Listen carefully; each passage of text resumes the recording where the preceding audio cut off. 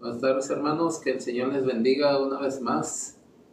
Familia, aquí estamos compartiendo la palabra de Dios por su misericordia. Es que estamos una vez más, como habíamos anunciado, el tema de este sábado es sanando la tierra. Cuando hablamos de sanar la tierra, pues implica varias cosas. Sabemos que ahorita la tierra está muy dañada, la tierra en lo que es físicamente. Dice que la escritura que la misma naturaleza gime por ser revestida, y dice que está esperando la manifestación gloriosa de los hijos de Dios. ¿Quiénes son los hijos de Dios? Nosotros, todos los que hemos creído en el Señor Jesucristo, los que hemos aceptado su sacrificio, los que hemos aceptado meternos al camino del Señor Jesucristo. Desgraciadamente se cree que todos, en términos generales de la humanidad, todos somos hijos de Dios, pero la Escritura nos dice que hay hijos de perdición. La Escritura nos dice que hay hijos del diablo. Jesucristo mismo le decía a los fariseos: ustedes son hijos del diablo. Entonces, sabemos que no todo el que se dice ser hijo de Dios es hijo de Dios, pero lo que sí sabemos es de que Dios quiere que esté sana nuestra tierra. La tierra se ha dañado por toda clase de pecados, por toda clase de maldad. Hay mucha violencia, pero eso no es desde hace unas décadas o unos siglos para acá. La violencia está desde los inicios de la humanidad. Dice la Escritura que por eso Dios mandó el diluvio, porque la tierra estaba llena de violencia. Y curiosamente esta palabra violencia en el hebreo se escribe Hamas, como el grupo terrorista islámico, Hamas. Entonces, desde los inicios de la humanidad, la tierra ha sufrido violencia y ha sido violentada por el hombre, por los pecados del hombre. Pero la realidad es que Dios también quiere sanar nuestra tierra. Y en eso vamos a basar el mensaje de este sábado, de ver cómo se ha dañado la tierra y cómo Dios quiere sanar nuestra tierra. El propósito de Dios es que haya un mundo sano, una tierra sana, en el cual podamos habitar, y vamos camino hacia ese término de que la tierra esté en paz. Pero sabemos que no sin antes de que venga el Señor Jesucristo y establezca el reino milenial, en el que Israel será cabeza de las naciones, y todos estaremos de una u otra forma, los que hayamos aceptado el sacrificio del Señor Jesucristo, habitando en esa tierra de paz. Antes no va a haber esa paz en esta tierra, pero Dios promete una sanidad. Así de que quiero hacer una oración para que el Espíritu Santo dé dirección a las palabras y que la ponga en la mente y en el corazón, y que nos haga ver la realidad de la situación en la que vivimos, porque seguramente hay veces que preferimos cerrar los ojos a la realidad y no involucrarnos y decir, pues cada quien que se haga responsable. Y es muy cierto, cada quien debe de hacerse responsable de sus acciones, pero muchas veces preferimos cerrar los ojos. Pero Dios quiere que nosotros estemos trabajando en todo eso, ser sanadores de la tierra, de nuestra tierra. Así de que, Padre, en el nombre de Jesús, en esta hora te damos gracias, Señor, por tu misericordia, pidiéndote que tú pongas, Señor, la dirección de estas palabras, Señor, en la mente y en el corazón, y que tú traigas el entendimiento, Señor, y que podamos reconocer si es que hemos fallado en algo, Padre, delante de tu presencia. Y así podamos, Señor, ir corrigiendo, Señor, nuestra vida y nuestro entorno, Padre, para que se manifieste, Señor, tu gloria en nuestras vidas, Padre, en el nombre de Jesús. Te damos gracias, bendito Dios. Aleluya. Pues sí, hermanos, cuando hablamos de que Dios va a sanar nuestra tierra, voy a citar ahora sí que el versículo que casi siempre se usa, ya es muy conocido, y quisiéramos que eso fuera en automático, y creemos que eso determina que nuestra tierra está sana. Voy a dar lectura aquí en el segundo libro de las Crónicas, en el capítulo 7 y en el versículo 12, dice: y apareció Jehová a Salomón de noche y le dijo: yo he oído tu oración y he elegido para mí este lugar por casa de sacrificio. Si yo cerrare los cielos para que no haya lluvia, y si mandare a la langosta que consuma la tierra, o si enviare pestilencia a mi pueblo, si se humillare mi pueblo sobre el cual mi nombre es invocado, y oraren y buscaren mi rostro, y se convirtieren de sus malos caminos, entonces yo oiré desde los cielos y perdonaré sus pecados y sanaré su tierra. Voy a repetir el verso 14, que es el que usamos cuando queremos que se manifieste eso. Dice: si se humillare mi pueblo, primeramente tiene que haber una humillación, sobre el cual mi nombre es invocado, y oraren, comunicarse con Dios, hablar con Dios, y buscar en mi rostro, no quedarnos pasivos, aventurarnos en la búsqueda del rostro de Dios, y se convirtieren de sus malos caminos, que yo creo que eso es lo más difícil. Dice: entonces yo oiré desde los cielos y perdonaré sus pecados y sanaré su tierra. Sabemos que Dios siempre está pidiendo que la gente, que su pueblo, que sus hijos se humillen, que le hablen. Eso es orar, hablarle a Dios.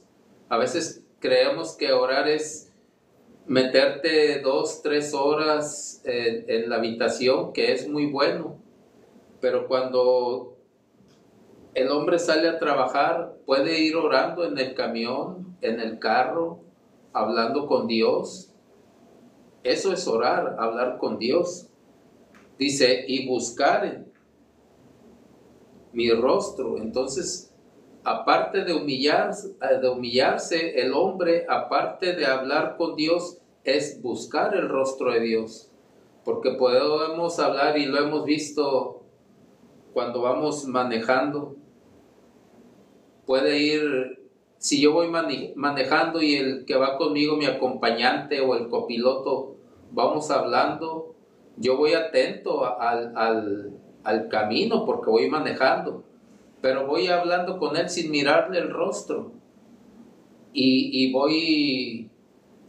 vamos teniendo una plática de cualquier tema, y así podemos estar con Dios, no viendo las expresiones del que me acompaña, ni él viendo las mías, porque yo voy con mi vista al frente hacia la carretera para que no vaya a haber un accidente.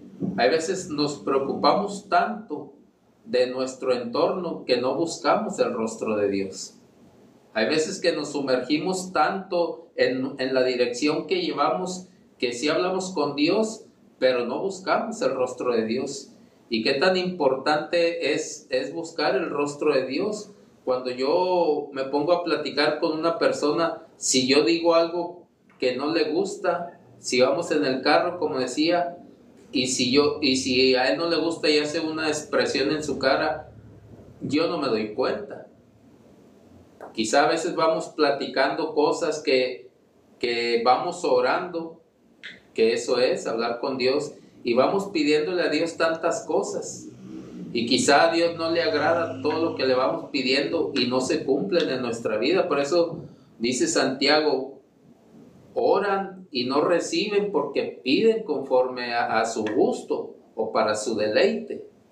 Entonces hay cosas que nosotros creemos que la oración es nada más esto, pedirle a Dios la prosperidad, porque de eso está hablando este versículo. Dice en el 13, si yo cerrare los cielos para que no haya lluvia, y si no hay lluvia, no hay cosechas, y si mandare a la langosta que consuma la tierra, y si hay poca cosecha, la langosta devora la cosecha, o si enviare pestilencia a mi pueblo, o hay muchos tipos de enfermedades hoy en día. Y nosotros creemos que el enfoque de la oración es eso, que haya prosperidad en nuestra vida. Miren, la verdad es que todos quisiéramos tener nuestra vida solucionada, no preocuparnos de gastos, de cosas que se consumen y se tienen que comprar. La verdad es que todos quisiéramos tener la vida solucionada y nuestro enfoque muchas veces está en esto: Dios, dame. Restaura, que haya lluvia para que pueda haber cosecha, y si hay cosecha, que no venga la langosta para que no se devore mi cosecha, si no de nada sirvió mi trabajo, estar esperando y cuando se vio el fruto, la langosta lo devoró, o dame salud para que la pestilencia o la mortandad no me afecte. Sabemos que eso es importante, pero no meramente esa es la finalidad de Dios, de darnos todo, de proveernos todo. Decía el apóstol Pablo, yo estoy acostumbrado a todo, estoy acostumbrado a tener y estoy acostumbrado a no tener. ¿Y qué diríamos? ¿Es injusto Dios? ¿O de qué sirve servirle a Dios cuando un apóstol hay veces que pasaba situaciones tan difíciles que a lo mejor solamente estaba con pan y agua?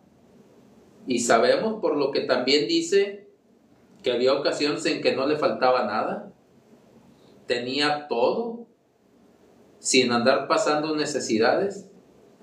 Pero el apóstol Pablo entendía que eso era parte del ministerio y de servir a Cristo. Pero nosotros no lo entendemos así. Nosotros cuando viene alguna situación, sabemos que Abraham salió de Ur de los Caldeos por causa de una hambruna que hubo, y Dios lo saca de ahí. Pero nosotros no queremos que nada de eso nos afecte, y está bien. ¿Quién quisiera ser afectado por eso? Pero no es eso lo que determina que uno sea un cristiano exitoso, el que no te falte nada, el que aparentemente lo tengas todo, el que no tienes dificultad de nada.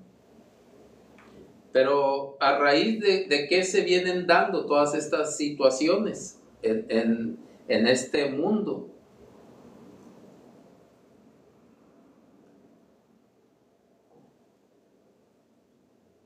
Dios ha tenido muchas molestias con los hombres o con su creación. Le hemos causado demasiadas molestias a Dios. Y Dios de una o de otra forma ha querido corregir y enseñar. Muchas veces cuando nosotros decimos la ley, la Torá, cuando decimos ley, luego nos imaginamos una prisión, porque es que pero la palabra Torá no solamente significa ley, significa enseñanza, significa que te van a instruir en algo. Entonces, cuando nosotros hablamos de que Dios nos quiere enseñar, no nos quiere aprisionar. La ley sí es una prisión, sí es de temerse, para el que anda haciendo males, y siempre y cuando esté bajo la ley. Ya hablamos de la ley y la gracia, Pero muchas veces nos imaginamos que la Torá es una ley que, es una enseñanza que Dios está dando. Dios siempre ha querido enseñar a su pueblo, a sus hijos, a apartarse del mal. Y esto se desencadenó, el que la ley fuera, el que la tierra fuera dañada por causa de Adán. Y aunque ya no sabemos el relato, voy a leer otra vez para que no se nos olvide. En Génesis capítulo 3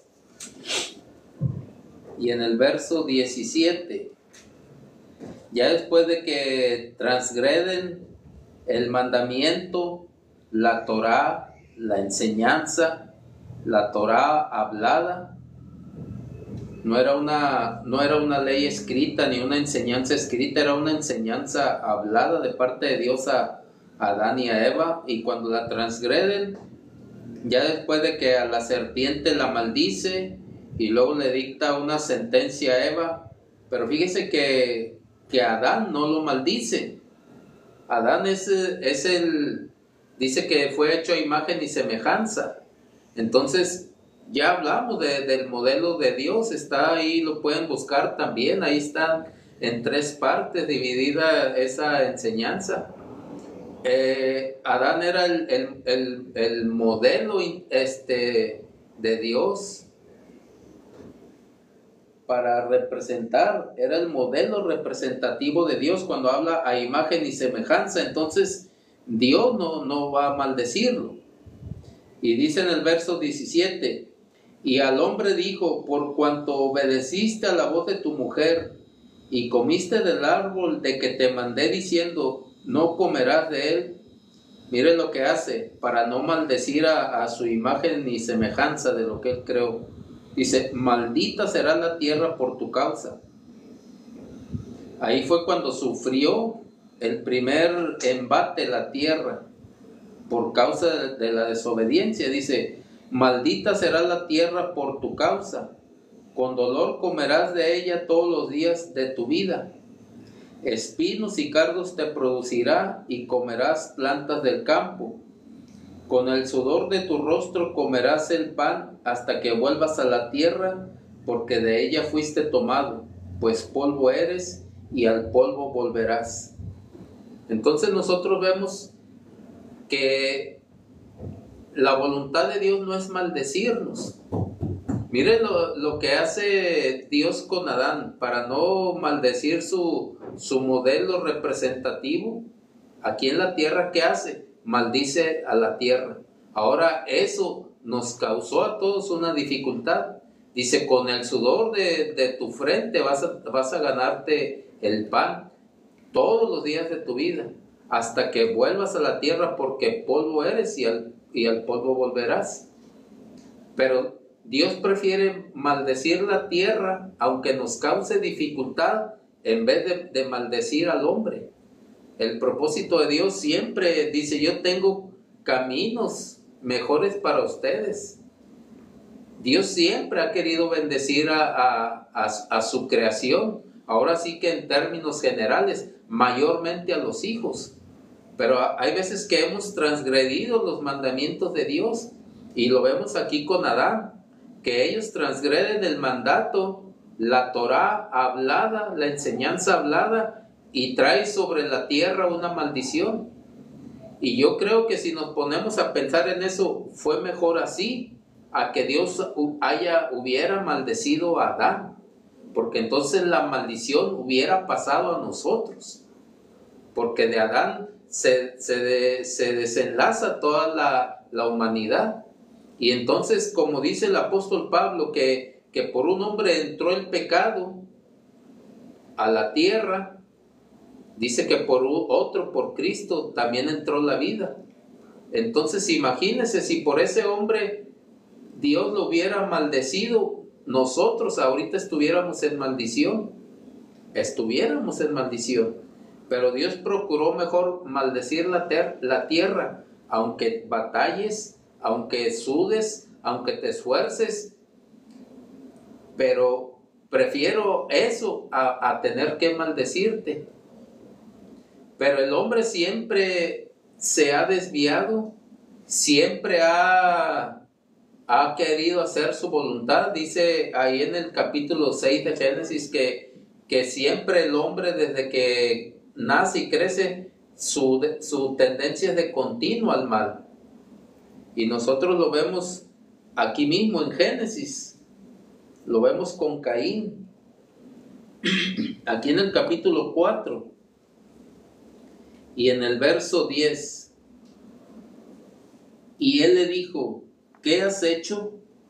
La voz de la sangre de tu hermano clama a mí desde la tierra. Ahora pues, mire lo que hace aquí el Señor. Maldito seas tú de la tierra, que abrió su boca para recibir de tu mano la sangre de tu hermano. Cuando labres la tierra, no te volverá a dar de su fuerza. Errante y extranjero serás en la tierra. Nosotros conocemos la historia de Caín y Abel. La Escritura dice que Abel era un hombre justo y Caín era malvado. Inclusive en la carta de Santiago dice que Caín era hijo de maldición porque era homicida. Pero vemos que aquí Dios sí maldice a Caín. Cuando el hombre rebasa sus hechos y entonces peca contra su propia, ahora sí como se dice, comete genocidio, Dios se molesta. Y ahí sí lo maldice. Pero no él, sino que la tierra lo maldiga. Le dice: ahora pues, maldito seas tú de la tierra, que abrió su boca para recibir de tu mano la sangre de tu hermano. Cuando labres la tierra, no te volverá a dar de su fuerza. O en la versión Pechita dice: no te volverá a dar de su fruto. Errante y extranjero serás en la tierra. Entonces ahí Dios ya privó del fruto de la tierra a Caín. Si ya con esfuerzo íbamos a sacar el fruto de la tierra, ahora por ese acto de homicidio Dios priva del fruto de la tierra a Caín. Y nosotros vemos que cuando Caín mata a Abel, cuando cae la sangre de Abel, se produce un sismo en la tierra. Y fue de modo que el Señor se dio cuenta, porque se cimbró la tierra, y no porque Dios no sea omnisciente, omnipresente, pero cuando la sangre de Abel cayó a la tierra se produjo un sismo. Y el Señor se dio cuenta y por eso fue a confrontarlo. Y le pregunta: ¿dónde está tu hermano? Y en la arrogancia de este hombre le dice: ¿acaso soy yo guarda de mi hermano? Como diciendo: tú habías de saber, yo no soy el que lo anda cuidando. Ese fue el primer sismo que se produjo en la tierra, que afectó por la sangre la productividad de la tierra. Pero cuando en Jesucristo Él es crucificado, cuando cayó la última gota de su sangre, dice que hubo tinieblas y se produjo un gran terremoto. Y dice que el velo del templo se rasgó a la mitad.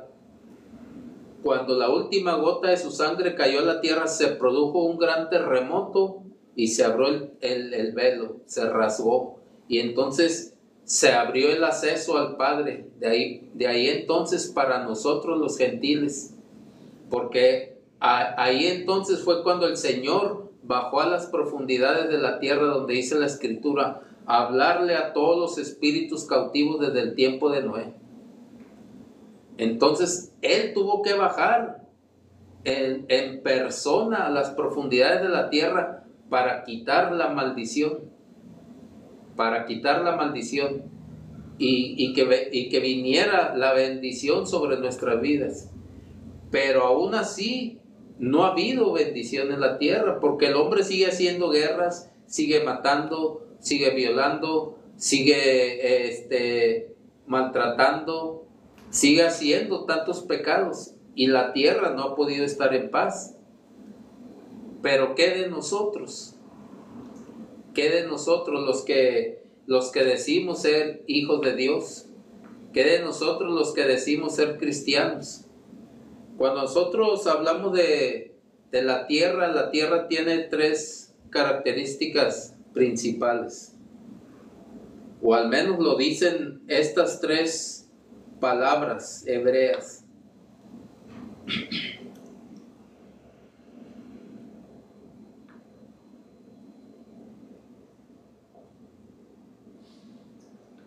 La tierra tiene tres características principales por sus nombres en hebreo.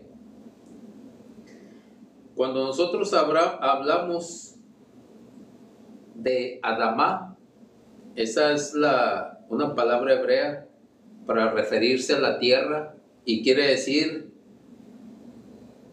una tierra que sirve para la agricultura o para labranza. O sea, la tierra tiene en sí misma su característica de producir. Y nosotros vemos que de ahí viene el nombre de Adán, que era el primer nombre con el que se conocía a Adán. Adán era un hombre productivo. Y la Escritura, cuando habla de Adán, habla de la característica de la tierra, que era como rojiza, como mostrando sangre en la cara del hombre, en el cuerpo del hombre. Entonces, de ahí decimos que Adán no era güero, no era blanco, no era moreno, sino que se podría decir, como se dice ahora, era como trigueño, cafezoso, rojizo. Adán. De ahí sale el nombre de Adán, de Adamá, que quiere decir tierra productiva, tierra para labranza, tierra para agricultura. Pero también vemos esta otra palabra hebrea, que quiere decir, más bien la palabra hebrea es Eretz. Como por ejemplo cuando se oye que se nombra Eretz Israel, tierra de Israel, que esa viene a darle identidad, que significa, por decir, un mundo, una región, una nación o un país. Entonces, cuando se dice Eretz Israel, se dice la nación de Israel, un lugar geográfico.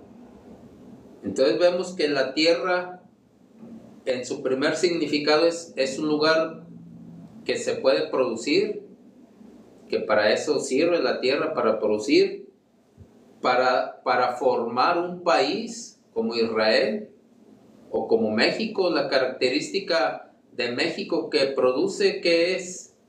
El maíz. México es conocido por producir el maíz. Y otra palabra que define a la tierra, que es de esta palabra hebrea, Gabal, que quiere decir como torcer un cordón para empezar a poner límites. Y nosotros lo vemos, cada país tiene sus límites, cada nación tiene sus límites, inclusive el estado de Nuevo León tiene sus límites y colinda con Tamaulipas, con Coahuila, con San Luis, con Zacatecas. Tiene sus límites cada tierra para que no se pasen de un lado a otro. Y nosotros vemos que estas tres palabras le dan sentido a un lugar. Porque como decía, Eretz es la identidad. Eretz Israel, de ahí se identifican que son los israelitas. Y si lo cambiáramos Eretz México, de ahí significa que son los mexicanos, la tierra de los mexicanos. La tierra con sus límites al norte con Estados Unidos, al sur con Guatemala, y al oriente y al oeste colindan con el mar, con el Pacífico. Y sabemos que es una tierra productiva.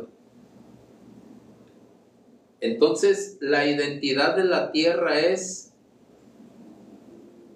que produzca y que tenga límites. Pero Dios le dijo a Adán, pues polvo eres o tierra eres, y al polvo volverás, o a la tierra volverás. Nosotros somos tierra. Nosotros tenemos una identidad.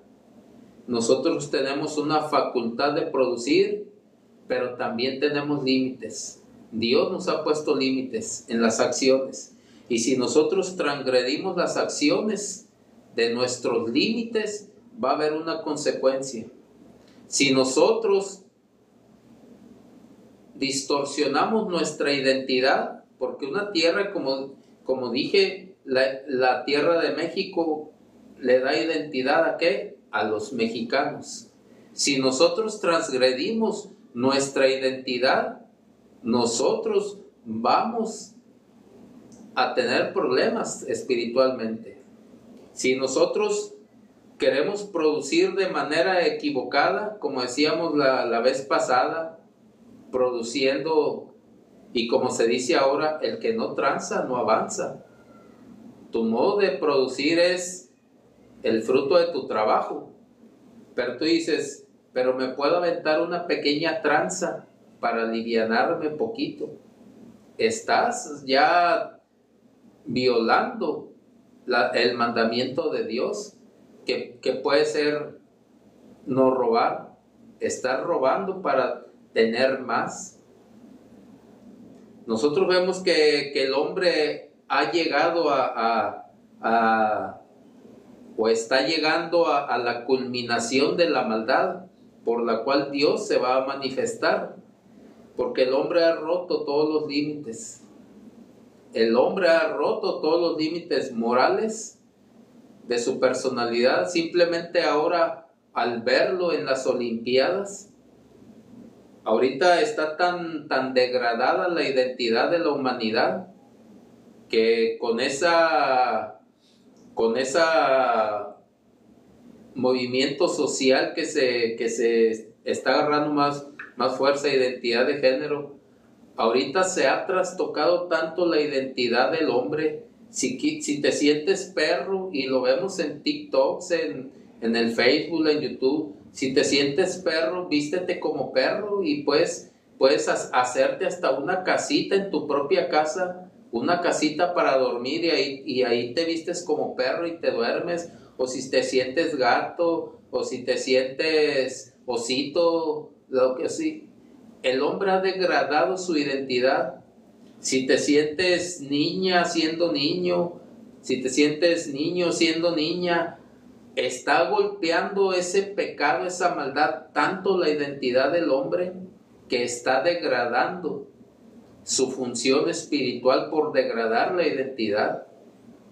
Está el hombre degradando su productividad, diciendo el que no tranza no avanza. Es que hoy necesito aventarme esta transita porque se me juntaron todos los pagos y tengo que hacer aquí y no voy a completar, pero con esta transita que me aviente, con eso salgo. Nosotros como tierra hemos roto los límites que Dios nos ha puesto. Dios hasta el mismo afán es una falta de fe en Dios, porque dice, bástele a cada día su propio afán.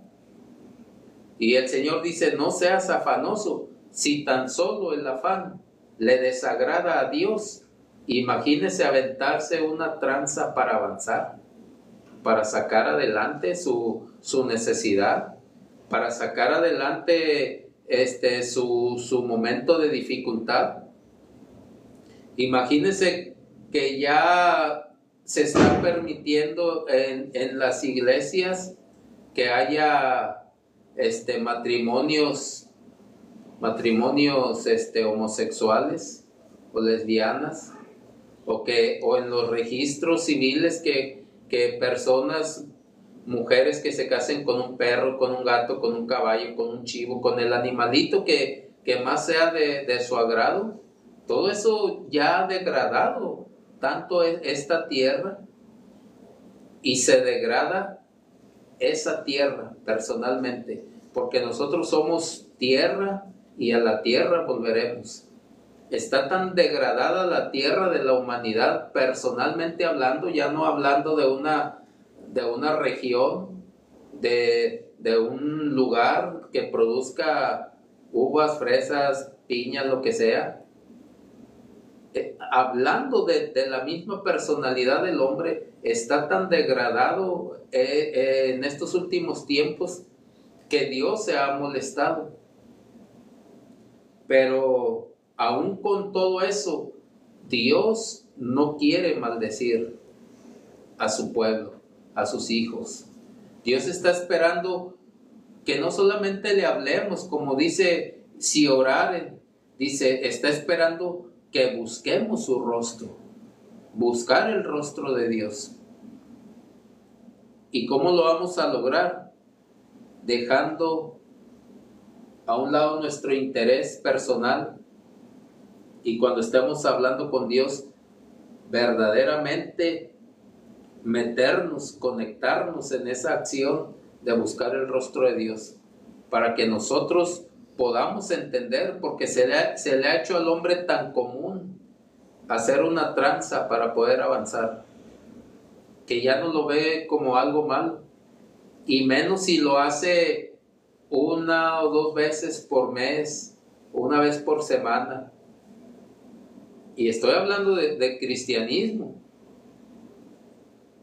Estoy hablando del cristianismo. No, en el mundo hacíamos y deshacíamos y rompíamos todos los límites para poder llegar a hacer lo que queríamos hacer. En el mundo no teníamos freno, ni siquiera moral o conciencia que nos hiciera sentir mal al grado de ya no volver a hacerlo. Podía incomodarnos un ratito la conciencia y decíamos, ya no lo voy a hacer, pero lo volvíamos a hacer.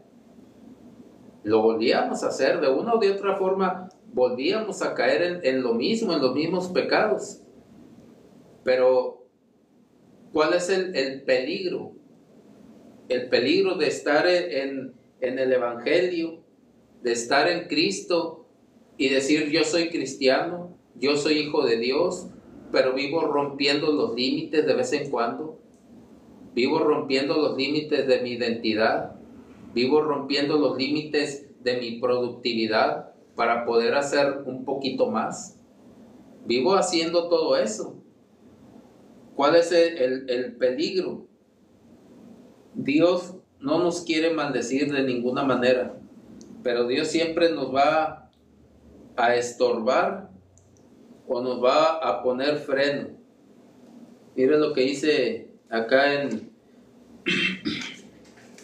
Jeremías.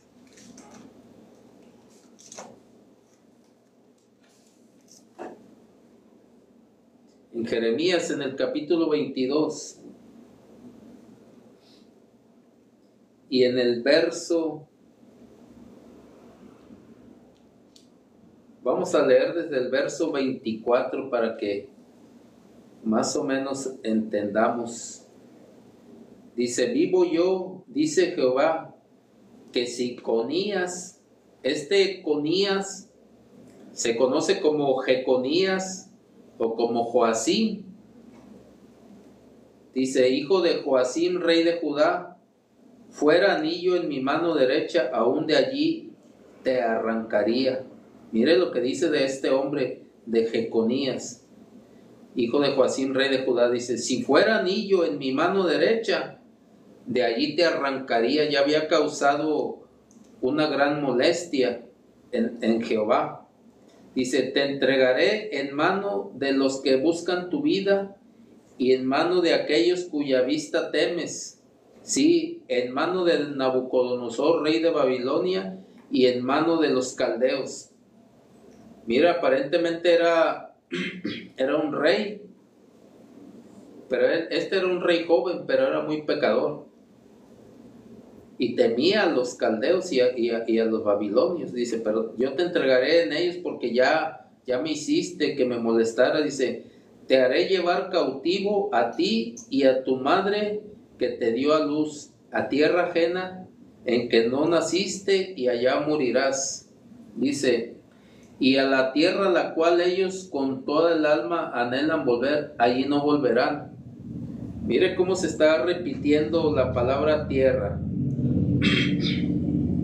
¿Es este hombre Conías una vasija despreciada y quebrada? Es un trasto que nadie estima, porque fueron arrojados él y su generación y echados a tierra que no habían conocido.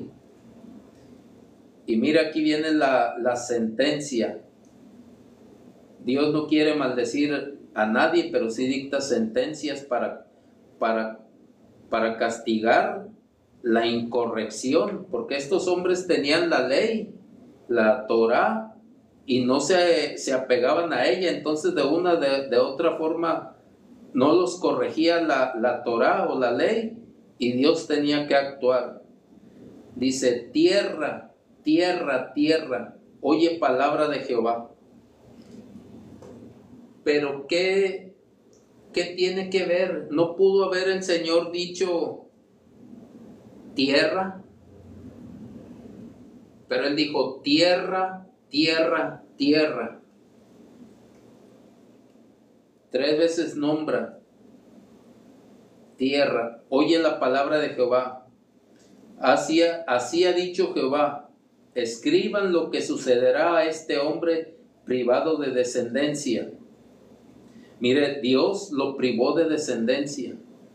Dijimos que Adamás significa una tierra para agricultura o para labranza. Dios lo privó de su productividad.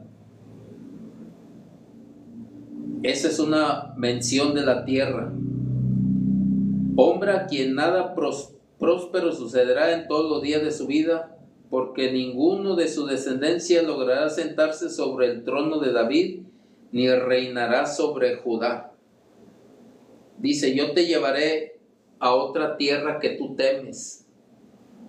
Lo privó de su productividad a Conías o Jeconías. Lo llevó a otra tierra que no era su tierra, le quitó la identidad. Dice, ninguno de tu descendencia hizo que los invadieran, rompió la frontera y transgredieron la frontera de Israel. Nosotros vemos que en el reinado del rey David se unifica Israel y no había quien le hiciera frente en los días del rey David. La frontera era segura, no había quien traspasara las fronteras para invadir.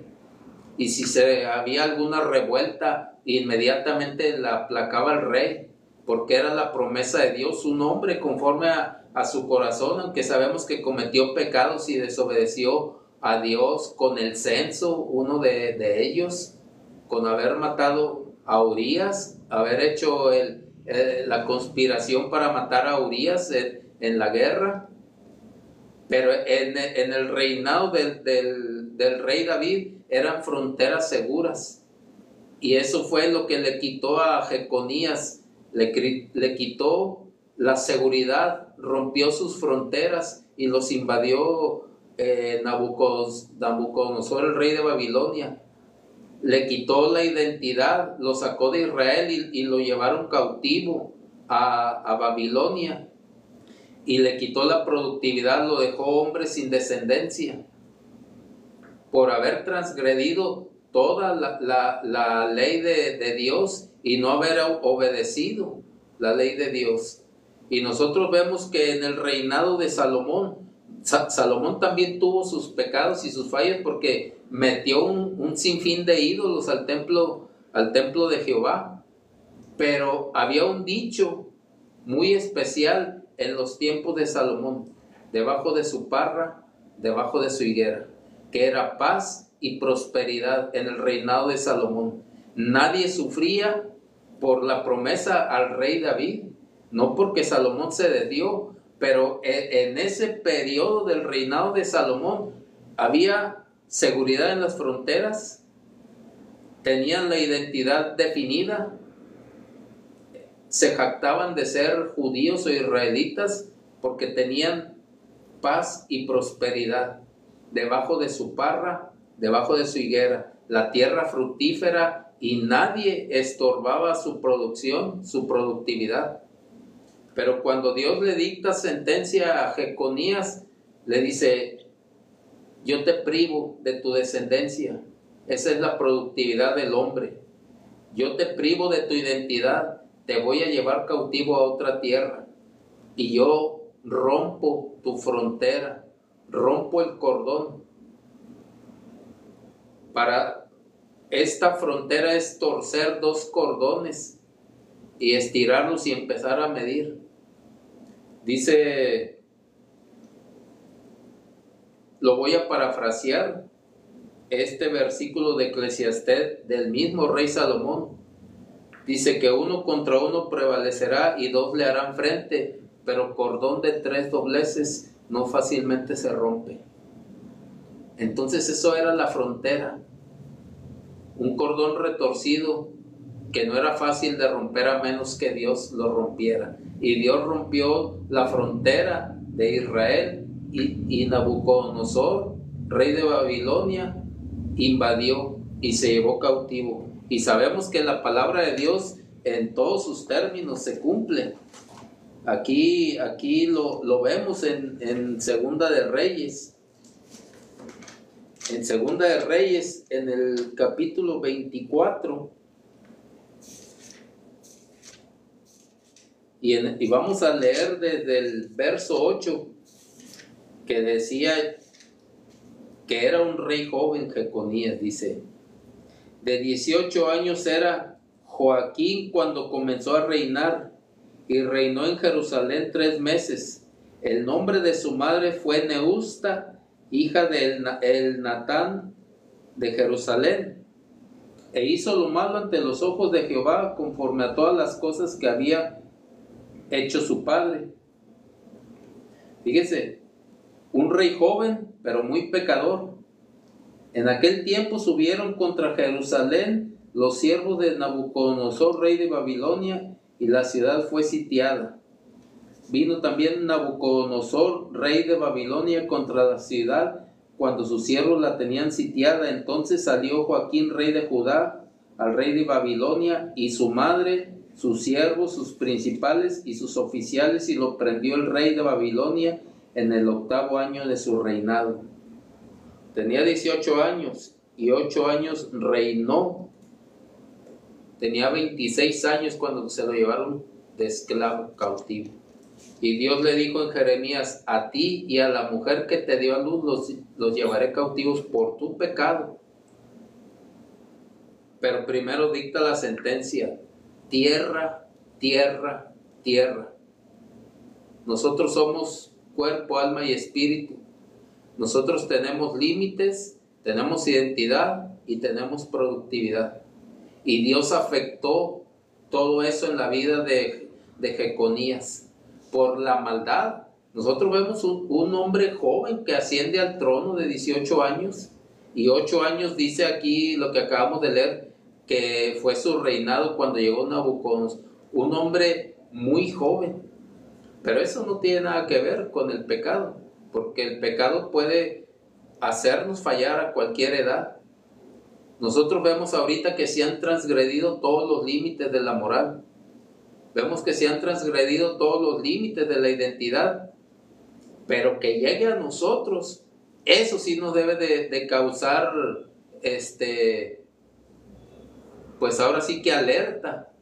Nos debe de causar alerta si eso, porque si nos llega todo eso, quiere decir que de una o de otra forma, porque lo hemos permitido, se ha roto la frontera, se han roto los límites a los que yo puedo llegar, a los que yo puedo permitir. A lo mejor he permitido que transgredan mi identidad como hijo de Dios y andar de repente mundanalizando y de repente comportándome como cristiano. Le decía el apóstol Pablo a Pedro, tú andas hipócritamente, eres un hipócrita, porque cuando estás con los gentiles te comportas como gentil, pero cuando llegan los judíos de Jerusalén, por miedo a ellos te comportas como un judío. Y eso es andar hipócritamente. Nosotros, afectando la identidad. Nosotros podemos en la iglesia comportarnos como cristianos, pero vamos al trabajo y compartimos los chistes mundanos de los compañeros y les aplaudimos y nos carcajeamos, o compartimos comportamientos con ellos, formas de hablar inapropiadas. Compartimos tantas cosas y afectamos nuestra identidad. Y entonces de ahí ya se empiezan a afectar más y más cosas, porque nosotros rompemos los límites. A veces no es Dios. Aquí Dios sí entregó a Jeconías. Él rompió los límites de su reino, rompió la identidad de su tierra y rompió la productividad. Ya no iban a trabajar en la tierra de Israel. Pero a nosotros no es necesario que nos cambien o que nos deporten a otra parte. Si nosotros transgredimos nuestra identidad, permitiendo que el mundo se meta a nuestro modo de vivir como cristianos, téngalo por seguro que al rato vamos a permitir que se afecte nuestra moral. Y luego al rato vamos a permitir que nuestra identidad caiga más, porque si algo que detiene firme la identidad de un hombre es su moral. Pero cuando la moral se degrada y se afecta, la identidad del hombre cae, y entonces ahí empiezan a brincarse muchos pensamientos extraños, muchas ideas, se transgreden los límites o la frontera. Pero Dios dice, no quiero solamente que hables conmigo. Ahí en Crónicas dice, si buscas mi rostro, porque puedes estar tan afanado y decir, es que ya le hablé a Dios en el trabajo, y está muy bien hablarle a Dios en el trabajo, como decía, o si te metes 2 o 3 horas, pero a lo mejor te metes 2 o 3 horas nada más pidiendo para que te solucionen tu problema, para tu necesidad. Dios, es que me quiero ir de vacaciones, es que ya hay mucho estrés, permíteme irme de vacaciones. Y Dios dice a través de Santiago, piden y no reciben, porque piden para sus placeres. Todos nos conocemos a nosotros mismos. Yo sé si he transgredido los límites de mi identidad y de mi moral. Yo sé si he permitido que transgredan mis límites de mi identidad y de mi moral. Puede ser de aquí para allá o de allá para acá. Pero si es de allá para acá es porque yo permito que rebasen mis límites. Y si es de aquí para allá, es porque ya se había afectado en algún momento o en alguna forma mi identidad y mi moral. Y yo transgredo los límites. Pero cuando es de allá para acá, es porque yo permito que rompan el cordón de la frontera. Pero dice Salomón en el libro de Eclesiastés, 1 contra 1 prevalecerá, 2 contra 1 le harán frente. Tú y la palabra le puedes hacer frente a la propuesta o al pensamiento que quiere filtrarse a tu vida. Y cordón de 3 dobleces no fácilmente se rompe. Sí se puede romper si tú lo dejas que se deteriore, pero cordón de 3 dobleces no fácilmente se rompe. Nosotros somos, como le digo, límites, identidad y productividad. Cordón de 3 dobleces no fácilmente se rompe. Pero si yo le quiero hacer frente con mis conceptos humanos y carnales, y si el concepto de allá para acá me convence, no es tan malo, el que no tranza no avanza. Además es nada más esta vez y para que salgas del problema. Nada más es esta vez. Entonces yo le quito 2 hebras a los 3 cordones y con una lo reviento. Y digo, sí, pues sí es cierto, es nada, por esta vez solamente. Y vuelve a venir otra situación de otro tipo, le quito la palabra, no le hago caso a la palabra y dejo un cordón y lo reviento, va a ir afectándose mi identidad y mi moral. Por eso esa es la importancia de sanar la tierra buscando el rostro de Dios. Porque la palabra de Dios la podemos hacer a un lado. Lo hemos visto en todo el Antiguo Testamento, que teniendo la ley y naciendo bajo la enseñanza de la ley, la transgredían y la hacían a un lado. Y Dios dice, siempre estuve hablando un pueblo rebelde y contradictor. Que no caigamos nosotros en esa categoría de ser rebeldes y contradictores a la palabra de Dios, y que Dios nos deje, nos suelte. Leíamos en enseñanzas pasadas que ahí en el capítulo 2 de Romanos dice, porque habiendo conocido a Dios, no le glorificaron como a Dios, y entonces Dios los dejó y los entregó a mentes reprobadas y empezaron a hacer lo que querían.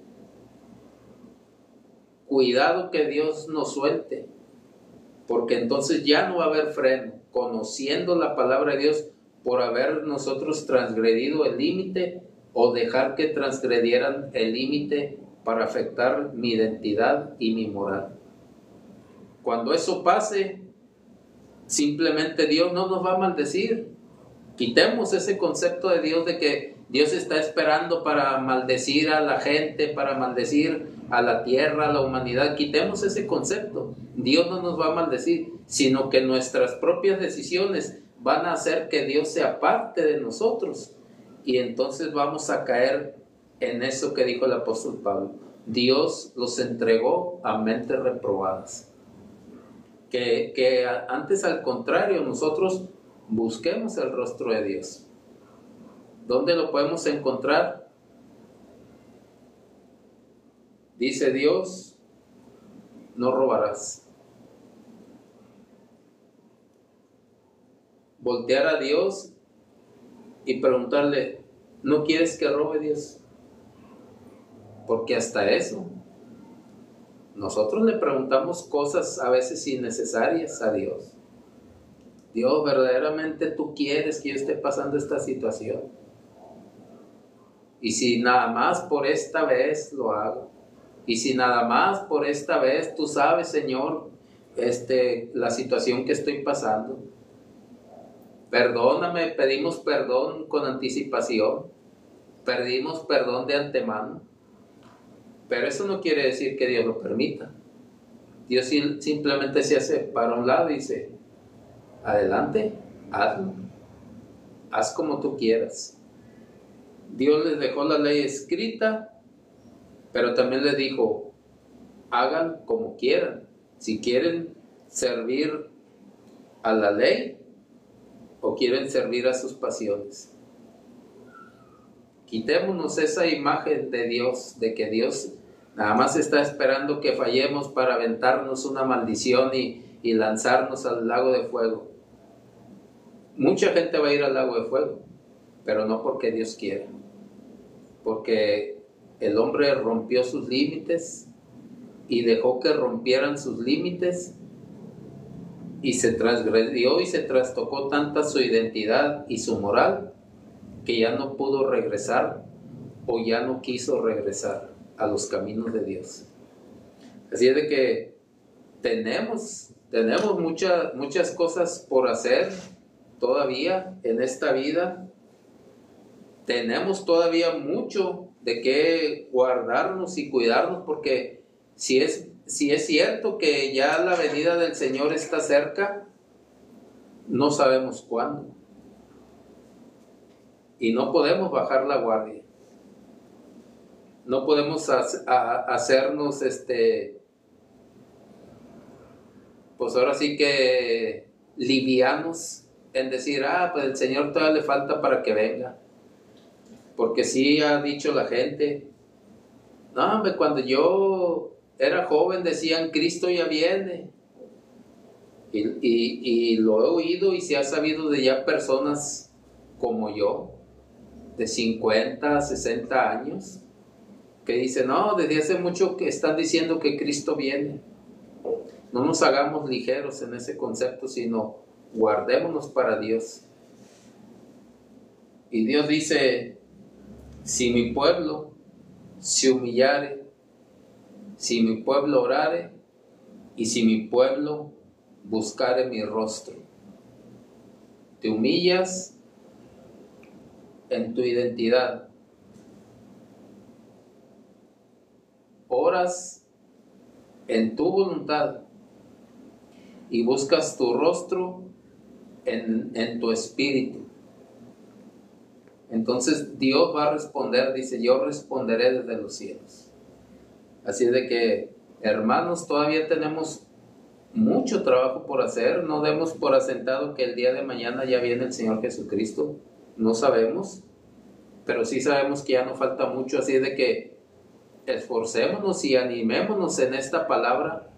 Todavía tenemos mucho que guardar de nuestra vida y de la vida de nuestras familias. Así de que, hermanos, que el Señor les bendiga, que esta palabra abra un poco más la conciencia y el conocimiento de que no podemos bajar la guardia, porque el enemigo está atacando y formulando sus conceptos para meter a todo, cristiano y no cristiano, en una enseñanza global que va a afectar la moral y la integridad del hombre, o la identidad, o ya la está afectando. Pero nosotros tenemos que ser libres de todo eso, que no traspasen nuestros límites, nuestras fronteras, ni nosotros tampoco traspasarlas, diciendo, pues sí está bien, como que esas propuestas de ideología de género, no tenemos por qué pelear con nadie, tampoco vamos a pelear, pero no permitir que rebasen nuestros límites. Así de que el Señor les bendiga, hermanos, en esta tarde, noche, y esperando que la palabra traiga bendición a sus vidas y que busquemos de nuestro Señor Jesucristo. Que el Señor les bendiga, hermanos.